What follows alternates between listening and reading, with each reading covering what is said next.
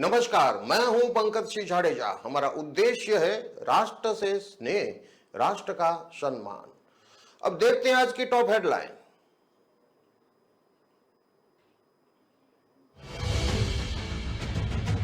राजस्थान में मानसून फिर एक्टिव, चुरू में बिजली गिरी, धौलपुर में 4 इंच बारिश, 1-2 दिन तेज बारिश का अलर्ट।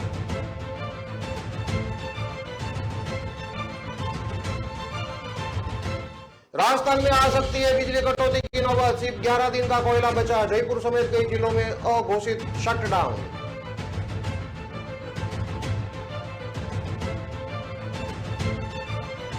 एसबीआई का एटीएम उखाड़ने का वीडियो वायरल, पहले कटर से काटा फिर रस्सी से बांधकर खींच के ले गए।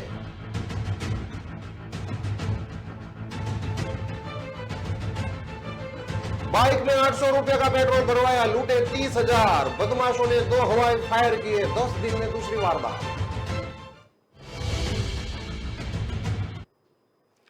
अब देखते हैं खबरें विस्तार से। राजस्थान में अब भी अच्छी बारिश हो रही है, ऐसा बंगाल की खाड़ी में लो प्रेशर सिस्टम बनने के कारण है। भरतपुर, जयपुर, कोटा और उदयपुर संभाग के 12 से ज्यादा जिलों में कल भी बारिश हुई। मौसम विशेषज्ञों का कहना है कि इस सिस्टम का असर अगले 2 दिन और रह सकता है। इसके कारण इन इलाकों में बरसात का दौर जारी रहेगा।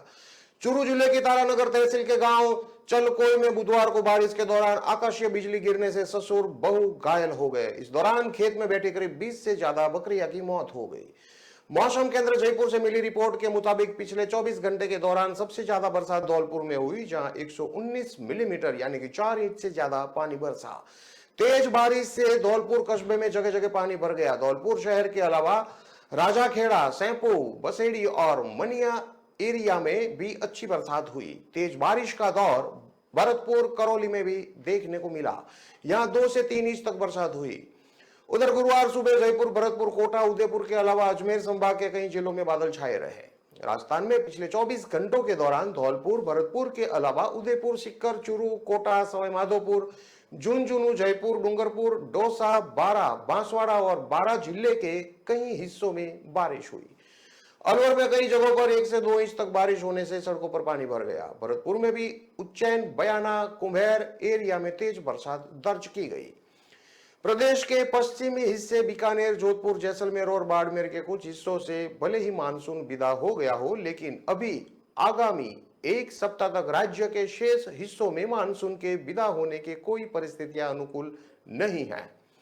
मौसम वैज्ञानिक और जयपुर मौसम केंद्र निर्देशक राधेश्याम शर्मा ने बताया कि मध्य प्रदेश के ऊपर बने एक साइक्लोनिक सिस्टम के कारण मध्य भारत में मानसून की गतिविधियां फिर से बढ़ी है, जिसके कारण ही ये बारिश का दौर शुरू हुआ है, जो अगले कुछ दिनों जारी रहेगा। जयपुर मौसम केंद्र ने गुरुवार को अजमेर, अलवर, बांसवाड़ा, बारां, भरतपुर, भीलवाड़ा, बूंदी, चित्तौड़गढ़, दौसा, धौलपुर, जयपुर, झालावाड़, झुंझुनू, करौली, कोटा, सवाई माधोपुर, सीकर और टोंक जिलों में कहीं कहीं 40 किलोमीटर स्पीड तक तेज हवाएं चलने के साथ बारिश होने और बिजली चमकने की चेतावनी जारी की है। इस तरह 23 सितंबर को टोंक, सीकर, सवाई माधोपुर, कोटा, करौली, झुंझुनू, झालावाड़, जयपुर, धौलपुर, दौसा, चित्तौड़गढ़, बूंदी, भीलवाड़ा, भरतपुर जिलों में कहीं कहीं हल्की से मध्यम दर्जे की बारिश होने की संभावना जताई गई है। राजस्थान में त्योहारी सीजन पर बिजली कटौती की नौबत आ सकती है। दरअसल राज्य के पास एक बार फिर कोयला खत्म हो गया है और 2062 मेगावाट बिजली बनाने की 9 यूनिट बंद हो चुकी है। प्रदेश में सितंबर में प्रतिदिन पीक आवर्स में अधिकतम बिजली की खपत 15,000 मेगावाट को पार कर चुकी है। सूत्रों के मुताबिक राजस्थान को सारे प्रयासों के बाद सिर्फ 12,500 मेगावाट बिजली ही रोजाना मिल रही है। अभी भी तकरीबन 2,500 मेगावाट बिजली की किल्लत रोज है। छत्तीसगढ़ में राजस्थान विद्युत उत्पादन निगम लिमिटेड यानी कि RVUNL को allot coal mines, Parsa east and Kente Basan coal block में कोयला खत्म हो गया है। इस कारण 9 रैंक यानी 36,000 मैट्रिक टन कोयला आना भी बंद हो गया है। कोयले की सप्लाई में हुई इस कमी के कारण करीब 2,000 मेगावाट बिजली प्रोडक्शन इससे प्रभावित होगा। ट्रेन की एक रैंक में 4,000 मैट्रिक टन कोयला आता है। प्रदेश के सभी 6 थर्मल प्लांट्स में केवल यह कोयला फ्यूल के तौर पर बिजली घरों के पावर यूनिट्स को चलाने के काम आता है। केंद्र की गाइडलाइंस है कि 26 दिन का कोयला स्टॉक होना चाहिए, लेकिन पिछले एक साल से ज्यादा वक्त से राजस्थान में केंद्रीय गाइडलाइंस का भी उल्लंघन हो रहा है। दीपावली का त्योहार सीजन आ रहा है। राजस्थान ऊर्जा विकास निगम लिमिटेड की असेसमेंट रिपोर्ट में साल 2022-23 में प्रदेश में बिजली की पीक आवर्स में डिमांड 17,757 मेगावाट तक पहुंचने का अनुमान है, जबकि उपलब्ध कैपेसिटी सिर्फ 12,847 रहने का अनुमान है। माना जा रहा है कि इस त्योहारी सीजन में डिमांड 17,700 मेगावाट तक पहुंच सकती है। कोयले की सप्लाई और बिजली प्रोडक्शन के हालात नहीं सुधरे तो प्रदेश के लोगों को बड़े पावर कट का सामना करना पड़ सकता है। राजस्थान विद्युत उत्पादन निगम लिमिटेड के सीएमडी और अफसरों की घोर लापरवाही के कारण राजस्थान को आज बिजली संकट के हालात से गुजरना पड़ रहा है। ऐसे हालात के बीच दिल्ली पहुंचे राजस्थान के ऊर्जा मंत्री भंवर सिंह भाटी को केंद्रीय कोयला मंत्री प्रहलाद जोशी ने केवल 3 रैक कोयला बढ़ाने पर सहमति दी है। साथ ही 2 टूक कह दिया है कि छत्तीसगढ़ की कांग्रेस सरकार से बात करे ताकि राजस्थान को अलॉट और मंजूर की गई कोयला माइंस पर माइनिंग वर्क शुरू होकर कोयला सप्लाई शुरू हो सके। राजस्थान में सेक्टर की 2062 मेगावाट इंस्टॉल कैपेसिटी की 9 पावर प्रोडक्शन यूनिटें ठप हो चुकी है। सभी में टेक्निकल समस्याओं जैसे डैमेज, लीकेज जैसे कारणों का हवाला देते हुए बंद बताया गया है। 1,47,00,000 बिजली कंज्यूमर राजस्थान में है। दिवाली का त्योहारी सीजन जल्द ही शुरू होने वाला है। त्योहारी सीजन में डिमांड 17,700 मेगावाट तक पहुंच सकती है। राजस्थान विकास निगम लिमिटेड की असेसमेंट रिपोर्ट में साल 2022-23 में प्रदेश में बिजली की पीक आवर्स में डिमांड 17,757 मेगावाट तक पहुंचने का अनुमान किया गया है, जबकि उपलब्ध कैपेसिटी 12,847 रहने का अनुमान है। इस आधार पर 4,910 मेगावाट बिजली की कमी पड़ेगी। इससे निपटने के उपाय फिलहाल बिजली विभाग या कंपनियों के पास नहीं है। मानसून पीरियड के बाद बिजली की डिमांड बढ़ेगी, लेकिन बिजली प्रोडक्शन बढ़ने की बजाय घटने की नौबत आ गई है। प्रदेश में नई पावर प्लांट यूनिट नहीं लगाई जा रही है, इसलिए बिजली खरीद करके ही काम चलाने का रवैया अपना लिया गया है। सोलर एनर्जी, विंड एनर्जी और पानी से बनने वाली हाइडल बिजली मौसम पर ज्यादा निर्भर करते हैं, इसलिए उन पर डिपेंड नहीं रहा जा सकता। बिजली की भारी डिमांड से निपटने के लिए राजस्थान ऊर्जा विकास निगम लिमिटेड जमकर बिजली की एक्सचेंज भी से खरीद कर रहा है। 5 रुपये से लेकर 12 रुपये की रेट तक अलग अलग वक्त में बिजली मिल रही है। किसी किसी दिन 60 से 70 लाख यूनिट बिजली खरीदनी पड़ रही है। प्रदेश में लोड सेलिंग कर फीडर से भी बिजली कटौती की जा रही है। जयपुर डिस्कॉम में ग्रामीण क्षेत्र में 15 फीडर, अजमेर में 11 फीडर, जोधपुर डिस्कॉम के 5 फीडर से 20 सितंबर को बिजली कटौती करनी पड़ी है। इसके अलावा अघोषित बिजली कटौती का दौर ग्रामीण कस्बों और शहरी इलाकों में भी जारी है। फॉल्ट और ट्रिपिंग के मामले भी बढ़े हैं। अलग अलग जगहों पर दिन में आधा घंटे से लेकर 4 घंटे तक पावर कट का सामना लोगों को करना पड़ रहा है। राजस्थान के पावर प्लांट में कोयले का गंभीर संकट पिछले साल ही चला आ रहा है। छत्तीसगढ़ में आवंटित कोल माइंस में कोयला खत्म होने और नए एक्सटेंशन एरिया में माइनिंग पर रोक के कारण कोयले की सप्लाई बंद हो गई है। केंद्र सरकार ने बंदोबस्त के लिए तहत ओडिशा के महानदी कोल फील्ड से राजस्थान को कोयला अलॉट किया है, लेकिन ओडिशा से पारादीप पोर्ट और फिर गुजरात के मुंद्रा पोर्ट तक कोयला लाना होगा। फिर रेलवे की मालगाड़ी से बैगन में भरकर राजस्थान के बिजली घरों तक कोयला पहुंचाना होगा। इसमें 30 से 35 दिन का वक्त लग सकता है। केंद्र की गाइडलाइंस है कि राजस्थान में 26 दिन का कोयला स्टॉक मेंटेन रहना चाहिए, लेकिन प्रदेश के बिजली घरों में 3 से 11 दिन का ही अधिकतम कोयला स्टॉक है। स्टॉक की जिम्मेवारी RVUNL की है, लेकिन केंद्रीय कोयला मंत्री की बार बार हिदायत के बावजूद पिछले 1 साल से स्टॉक मेंटेन नहीं कर सका है। कोयला संकट के लिए RVUN के CDM राजेश कुमार शर्मा समेत अफसरों की घोर लापरवाही सामने आ रही है। साल 2021 से ही स्टॉक मेंटेन नहीं किया जा रहा। अगस्त 2021 में भी मानसून पीरियड में कोयले की कमी के कारण बिजली प्रोडक्शन पर विपरीत असर पड़ा था। कोयला माइंस में पानी भरने से सप्लाई घट गई थी। उस घटना से भी सबक नहीं लिया गया। इस साल भी कोयला स्टॉक मेंटेन नहीं किया। जिन पावर प्लांट्स की यूनिट में टेक्निकल दिक्कतें आई या खराब हुई, उन्हें लंबे वक्त से ठीक नहीं करवाया जा रहा है। RVUNL का ध्यान खराब हुई यूनिट को ठीक करवाने से ज्यादा राजस्थान ऊर्जा विकास निगम RUVNL के जरिए ज्यादा से ज्यादा बिजली की खरीद करवाने पर है। इतना सब होने के बावजूद सरकार ने CMD को जनवरी 2022 में कार्यकाल पूरा होने के बाद भी 28 जनवरी 2023 के लिए 1 साल का एक्सटेंशन देकर उपकृत कर दिया, जबकि कोयला स्टॉक मेंटेन करने और प्लांट पूरी कैपेसिटी चलाने की जिम्मेवारी वह ठीक से संभाल तक नहीं पाए। जनवरी 2021 में उन्हें 1 साल के लिए CMD बनाया गया था। उसके बाद अगले साल फिर से एक्सटेंशन दे दिया गया। राजस्थान में RVUNL के 7,580 मेगावाट कैपेसिटी के 6 थर्मल पावर प्लांट में महज 3 से 11 दिन का कोयला स्टॉक बचा है, जबकि केंद्र की गाइडलाइन है कि 26 दिन का कोयला स्टॉक प्रदेश के बिजली घरों में मेंटेन रहना चाहिए।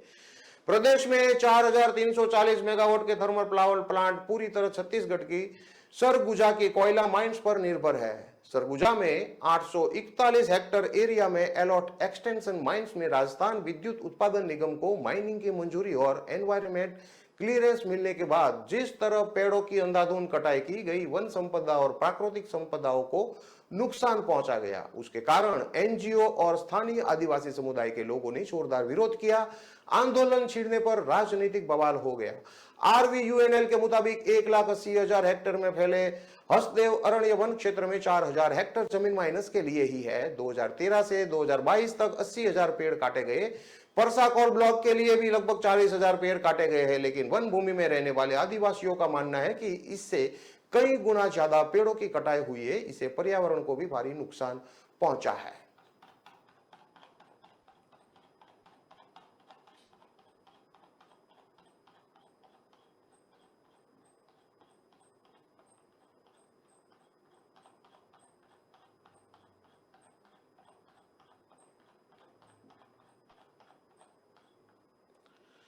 सवाई माधोपुर में ATM लूट की वारदात का मामला सामने आया है। लुटेरे बुधवार देर रात SBI बैंक के ATM को उखाड़कर ले गए। मशीन में करीब 12,10,000 रुपए थे। वारदात का CCTV फुटेज भी सामने आया है। इसमें 4-5 लुटेरे ATM को रस्सी से बांधते हैं और खींचकर ले जाते नजर आ रहे हैं।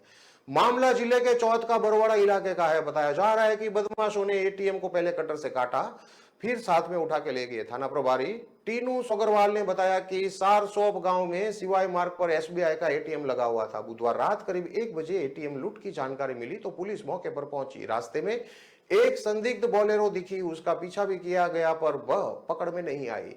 इसके बाद पुलिस टीम ने मौके पर पहुंची तो पूरा ATM ही गायब था। पुलिस मौके से CCTV फुटेज जब्त किया है। उसके आधार पर लुटेरों की तलाश की जा रही है। थाना प्रभारी ने बताया कि CCTV फुटेज में 4 से 5 मुंह पर कपड़ा बांधे नजर आ रहे आदमी दिख रहे थे। ATM में घुसकर एक बदमाश सुरक्षा के सभी उपकरण डिस्कनेक्ट करता है, फिर वह बाहर चला जाता है, फिर दूसरा अंदर आता है और ATM को पूरा उखाड़ कर उसे रस्सी से बांधकर रोड की तरफ खींच कर ले जाता है। उसके साथ ही बाहर खड़े रहते हैं। सवाई माधोपुर में SFL टीम बुलाया गया। लुटेरों को पकड़ने के लिए नाकाबंदी की गई है। 5 दिन से खराब ATM पड़ा हुआ था। उधर बैंक मैनेजर रामसेन मीणा ने बताया कि ATM 5 दिन से खराब था। बुधवार दोपहर को टेक्निकल टीम ने ATM को सही किया था। उसमें 12,10,000 रुपए थे। मैनेजर ने बताया कि ATM ऐसी संदिग्ध स्थिति पर होने पर हेड ऑफिस नोएडा को पता लगता है। नोएडा में पता लगने पर इसकी सूचना पुलिस को दी गई। वहां ATM में दिन में गार्ड रहता है, लेकिन रात में गार्ड नहीं रहता है। थाना प्रभारी का कहना है कि सवाई माधोपुर में ATM लूट की यह पहली वारदात है। लुटेरों ने पूरी प्लानिंग के साथ लूट को अंजाम दिया है। उनके पास कटर रस्सी था। इससे लग रहा था कि उन्होंने पहले रेकी की थी, उसके बाद मौका देखकर वारदात को अंजाम दिया। लुटेरे किसी प्रोफेशनल गैंग के सदस्य लग रहे हैं। भरतपुर में भी रस्सी से बांधकर ATM साथ में ले गए थे। प्रदेश में ATM लूट की वारदात बढ़ती जा रही है। बदमाश अपने पास छुरा, ग्राइंडर मशीन, प्लास, ग्राइंडर ब्लेड, पेचकस सहित अन्य औजार रखते हैं। कटर से मशीन को काटकर सारा नगद लेकर भाग जाते हैं। वहीं कई मामलों में पूरा का पूरा ATM उठाकर ले जाने के मामले भी सामने आए हैं। 13 दिन पहले भरतपुर में पंजाब नेशनल बैंक के बाहर लुटेरे फायरिंग ATM को ही उखाड़ कर ले गए थे। सवाई माधोपुर की घटना तक लुटेरों ने ATM मशीन को रस्सी से बांधा और गाड़ी से खींचकर ले गए थे।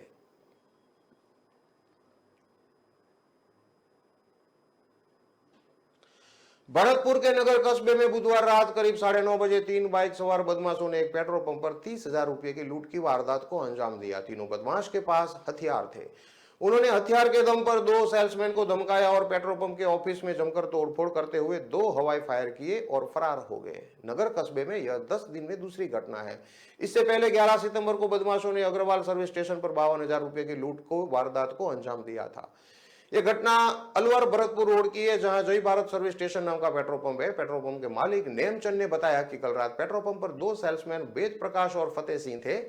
रात करीब 9:30 पर पेट्रोल पंप पर 3 बाइक सवार बदमाश आए। उन्होंने पेट्रोल पंप से अपनी बाइक में 800 रुपये का पेट्रोल भरवाया। पेट्रोल भरवाने के बाद बदमाशों ने 2 सेल्समैन से 30,000 रुपये लूट लिए। जब सेल्समैन ने उन्हें रोकना चाहा तो बदमाशों ने हथियार दिखाकर उन्होंने डरा दिया। बदमाश हवाई फायर करते हुए पेट्रोल पंप के ऑफिस में घुस गए।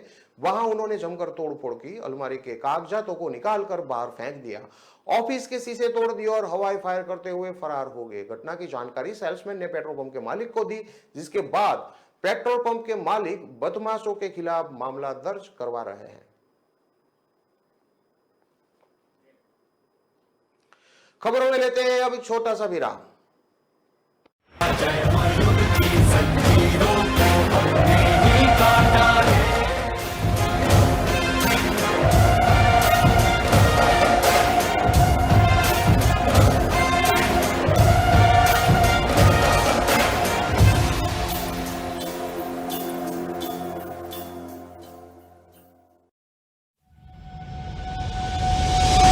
लहरों से डरकर नौका पार नहीं होती, कोशिश करने वालों की कभी हार नहीं होती।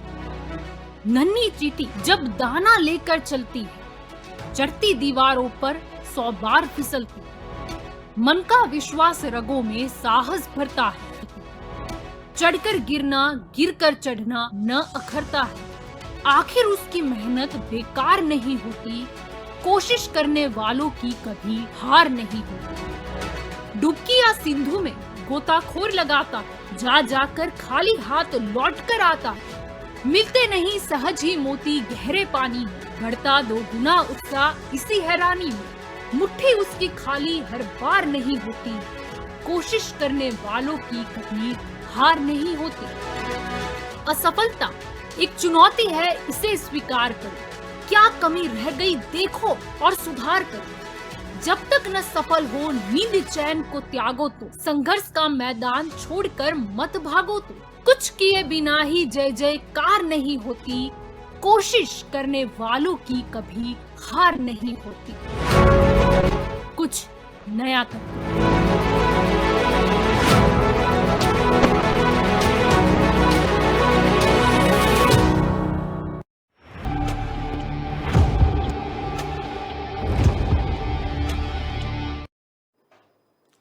विराम के बाद एक बार फिर से आपका स्वागत है। अब देखते हैं आगे की और खबरें। जयपुर में बुधवार सुबह 14 साल का बच्चा मम्मी पापा के लिए लेटर छोड़कर घर से भाग गया। लेटर में लिखा था, मम्मी पापा खुश रहना, मैं 4 से 6 साल बाद लौट कर आऊंगा। लापता बेटे को ढूंढने के लिए परिजनों ने भागदौड़ शुरू की। विद्यानगर थाने पहुंचकर नाबालिग बेटे के लापता होने का मामला दर्ज करवाया। परिजनों के साथ पुलिस टीमें भी बच्चे की तलाश में जुट गई है। बुधवार रात लापता बच्चे के सिक्कर में सुरक्षित मिलने पर राहत की सांस ली। घर छोड़कर जाने की पूछने पर बताया कि वह खेलना चाहता है, लेकिन स्टडी से टाइम ही नहीं मिलता। पुलिस ने बताया कि नीमका थाना सिक्कर निवासी कृष्णा पत्नी हरदेव कुमार ने रिपोर्ट दर्ज करवाई थी। वह RIPU लाइन विद्यानगर में पति और 2 बेटों के साथ रहती है। उसका बड़ा बेटा हर्षित, जो कि 14 साल का है, घर छोड़कर चला गया है। वह टैगोर पब्लिक स्कूल अंबावाड़ी में 9वीं क्लास में पढ़ता है। रोजाना सुबह 5 बजे आर्मी एरिया में मॉर्निंग वॉक पर जाता है। वहां से लौटने के बाद स्कूल बस से स्कूल जाता आता रहता है। बुधवार सुबह वह मॉर्निंग वॉक पर नहीं गया। दोनों बेटों को घर छोड़कर पति के साथ मॉर्निंग वॉक पर चली गई। सुबह करीब 6 बजे वापस लौटी तो हर्षित घर पर नहीं मिला। छोटे बेटे को बोला, 4 साल बाद मैं घर आऊंगा। घर पर ही हर्षित के नहीं मिलने पर छोटे बेटे से पूछा। उसने बताया कि भैया मेरे को टाटा बाय बाय करके गया है। कह रहा था कि मम्मी पापा को बोल देना कि मैं 4 साल बाद घर वापस लौट कर आऊंगा। वह हैप्पी रहे, मेरी चिंता नहीं करे। अलमारी में देखा तो उसके कपड़े और करीब 6,000 रुपये गायब थे, जिसे हर्षित अपने साथ ले गया था। हर्षित को ढूंढते हुए आर्मी कैंट एरिया के सप्तशक्ति गेट पर जाकर मालूम किया। ड्यूटी पर तैनात जवानों ने बताया कि सुबह करीब 5:30 बजे हर्षित को गेट क्रॉस कर बनी पार्क की तरफ जाते देखा था। इसके बाद परिजन स्कूल पहुंचे, लेकिन तब तक वहां भी छुट्टी हो चुकी थी। हुए विद्यानगर में उसकी स्कूल बस देखी। ड्राइवर ने बताया कि पानीपेच में सादा ड्रेस में घूमते हुए हर्षित मिला था। बस को हाथ दिया तो उसको स्कूल ले जाने के लिए बैठा लिया, लेकिन सेक्टर 3 विद्यानगर में जैसे ही बस को रोका, वहां से उतरकर भाग गया। करीब 2 घंटे तलाश के बाद परिजन विद्यानगर थाने में गुमशुदगी की दर्ज कराने पहुंचे। पुलिस ने तुरंत रिपोर्ट पर गुमशुदगी दर्ज कर बच्चे की तलाश शुरू की। परिजनों के साथ ही पुलिस की कई टीमें हर्षित की तलाश में जुट गई। घर से लेकर बताई जगहों के आसपास इलाकों के सीसीटीवी फुटेज को खंगाला गया, लेकिन बुधवार रात परिजनों के पास रिश्तेदारों का कॉल आया। फोन पर पता चला कि हर्षित सिक्कर आया है।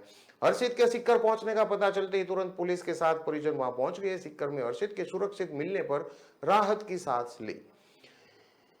खेलने का टाइम नहीं मिल रहा था, इसलिए भागा, ऐसा हर्षित ने बताया। दरअसल हर्षित का परिवार सिक्कर जिले के नीमका थाना का रहने वाला है। हर्षित से घर छोड़कर जाने के बारे में पूछताछ की तो उसने बताया कि लंबी स्टडी के चलते खेलने का टाइम ही नहीं मिलता। वह खेलना चाहता था, इसलिए अकादमी जाने के लिए घर से निकल गया। जयपुर से अकादमी जाने के लिए सिक्कर आ गया था।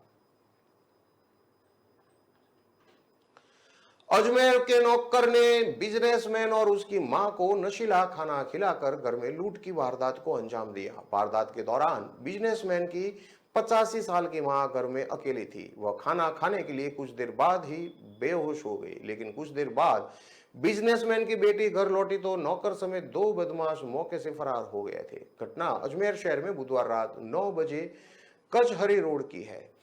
दरअसल अनिल जिंदल का एक्सप्लोजिव बिजनेस है। नौकर कृष्णा 1 महीने पहले ही जिंदल के घर काम करने के लिए आया था। बुधवार रात अनिल जिंदल को उनकी बेटी खुशी करीब 8 बजे कार में शास्त्री नगर स्थित होटल कोर्ट यार्ड में छोड़ने के लिए घर से निकली थी। घर पर सिर्फ उनका नौकर कृष्णा और दादी गुणवंती मौजूद थी। इससे पहले नौकर कृष्णा ने बिजनेसमैन और उसकी मां दोनों को दूध दलिया में नींद की गोलियां मिला दी थी। इससे गुणवंती बेहोश हो गई। कुछ देर बाद नौकर कृष्णा ने अपने 2 साथियों को घर में बुला लिया। इसके बाद नौकर ने अपने 2 साथियों के साथ मिलकर जिंदल के कमरे में रखी अलमारियों में तोड़फोड़ शुरू कर दी। नौकर के 2 साथी माल को समेटने में लगे रहे तो नौकर कृष्णा घर में मौजूद बुजुर्ग दादी के होश में आने और बाहर से कोई आ ना जाए इसकी लगातार निगरानी करता रहा। कुछ देर बाद अपने पिता अनिल जिंदल को होटल में छोड़कर वापस लौटे बेटी खुशी मुख्य दरवाजे से ऊपर पहुंची तो ऊपर का दरवाजा उसे अंदर से बंद मिला। उसने कुछ देर तक बेल बजाई तो बदमाश अलर्ट हो गए और किसी ने दरवाजा नहीं खोला। इधर बेटी को देख नौकर घर के दूसरे दरवाजे से फरार हो गए। सूचना मिलते ही पुलिस मौके पर पहुंची और शहर में नाकाबंदी लगा दी।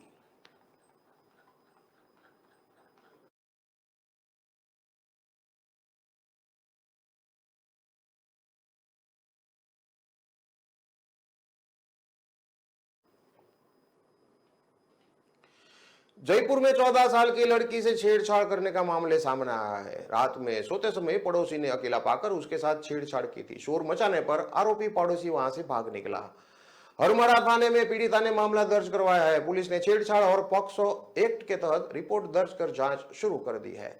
एसएचओ मांगीलाल बिश्नोई ने बताया कि बेनाड हरमाड़ा निवासी युवक ने मामला दर्ज करवाया है। उनकी 14 साल की साली के साथ छेड़छाड़ की है। करीब 15 दिन पहले उसकी नाबालिग साली घर आई थी। उसे परिवार के सदस्यों के साथ किसी काम से गांव जाना था। घर पर बड़े बुजुर्ग के साथ नाबालिग साली को छोड़कर वह गांव चला गया।